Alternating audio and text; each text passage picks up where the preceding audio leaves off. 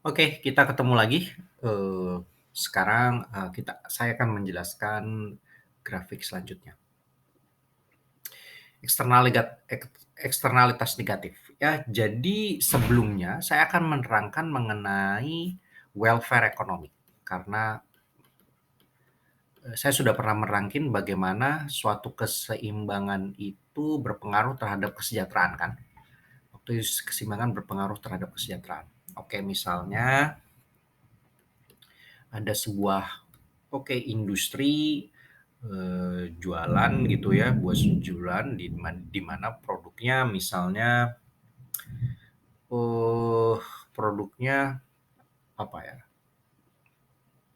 pabrik kimia tadi aja yang sudah saya jelaskan, pabrik kimia. Oke, pabrik kimia ini punya penjual, ya ini penjualnya, oke, pabriknya atau penjualnya terserah atau kita biasa menyebut dengan supply-nya. Lalu juga mempunyai demand terhadap produksi kimianya, demand, permintaannya, orang-orang yang membutuhkan kimia-kimia tersebut ya. Nah, di dalam konsep yang sudah kita jelaskan bab sebelumnya tentang ekonomi kesejahteraan, bahwa, eee, demand itu akan mendapatkan nilai-nilai untuk pribadinya. Nah, nilai-nilai untuk pribadinya. Yang waktu itu kita jelasin ada yang namanya, willingness to pay, ada yang namanya willingness to sell kayak gitu ya. Jadi keduanya ada. Ada, apa namanya, kesejahteraan ataupun surplus-surplus yang mereka dapat, baik surplus produsen, surplus konsumen. Nah, Eee, hal ini surplus produsen, surplus konsumen itu, di sini dijelaskan, waktu itu juga sudah dijelaskan dengan yang namanya kalau misalnya private value atau surplus produsen atau nilai secara surplus demand ya, surplus demand kalau ini private value atau namanya, dan surplus-surplus produsen itu namanya private cost. Nah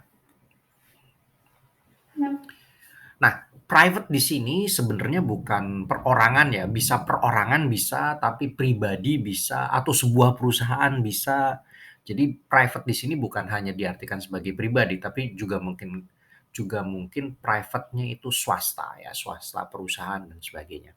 Oke, jadi yang pertama, pada sisi demand, pada sisi permintaan, ada private value. Ini menunjukkan consumer surplus, kebahagiaan konsumen yang kemarin kita waktu itu jelaskan. Lalu di sisi supply ada private cost. Ini menjelaskan surplus produsen, produsen surplus, produser surplus, kebahagiaan produser. Nah, ini menjelaskan kedua ini dijelaskan pada bab-bab sebelumnya. Kalau misalnya kalian belum ngerti, silakan go back to bab tersebut ya. Nah, di bab tersebut itu dijelaskan bahwa sebenarnya dari demand dan supply ini ada yang namanya equilibrium. Nah, singkat kata, equilibriumnya ini emang sudah titik yang paling memaksimumkan antara private value dan private cost. Jadi yang memaksimumkan antara kesejahteraannya demand dan kesejahteraannya supplier. Nah, di private value ini. Oke. Nah, misalnya pabrik chemical ini mereka berproduksi, lalu setelah berproduksi lama diketahui mungkin mereka punya polusi. Polusi yang membahayakan bagi si pihak ketiga tadi tersebut, masyarakat sekitar yang tidak membeli, eee, kimia tersebut, produksi kimia tersebut. Oke, dan kita memasukkan kembali yang namanya supply demand. Ingat, supplier di sini ada private cost, dia merupakan private cost. Dan sini private value. Apa yang terjadi, kerugian-kerugian yang terjadi pada masyarakat, itu sebenarnya biaya juga. It is cost gitu ya. Sebenarnya biaya juga. Di mana sebenarnya apa yang terjadi, ada biaya-biaya yang tidak kentara gitu loh, yang tidak kentara. Implicit cost artinya biaya-biaya yang tidak terlihat. Yang terlihat hanya biaya-biaya yang menjadi private cost ini.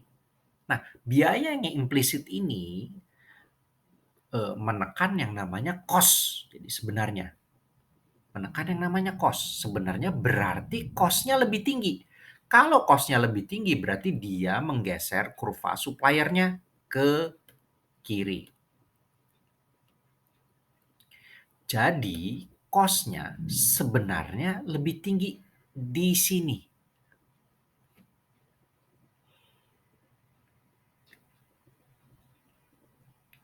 Cost ini dinamakan external cost. Jadi yang terjadi pada keadaan sebenarnya adalah biayanya lebih tinggi. Tapi nih ya, yang terjadi pada keadaan sebenarnya biayanya lebih tinggi. Tapi yang terlihatnya gimana ya? Yang terlihatnya itu biayanya di private cost. Jadi eh, yang terjadi sebenarnya, yang terjadi sebenarnya adalah di private cost. Padahal sebenarnya biayanya harus di atas. Nah gitu. Yang terjadi sebenarnya adalah private cost ini. Padahal harusnya external cost ini diperhitungkan. Nah gitu loh. Yang terjadi private cost, padahal external cost ini diperhitungkan harusnya. Jadi yang terjadi ini realnya adalah di sini cost-nya. Tapi seharusnya external cost diperhitungkan. Nah, oke ya. Nah, karena kegagalan pasar, ada kegagalan pasar. Jadi external cost tidak diperhitungkan sama pasar. Gimana dong supaya external cost diperhitungkan? Then di sini masuk yang namanya government. Government sometimes can improve market outcomes.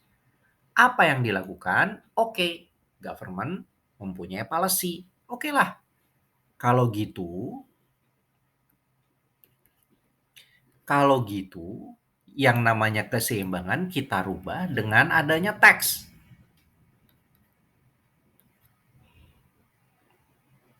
Kita waktu sebelum-sebelumnya juga sudah ada pelajaran bahwa jika ada tax, kuantitasnya akan berkurang.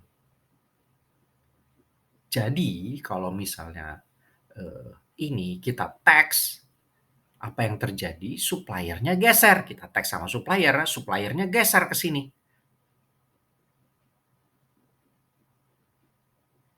Untuk memasukkan eksternal cost yang tadi supaya ini geser kemari. Gitu. Jadi akhirnya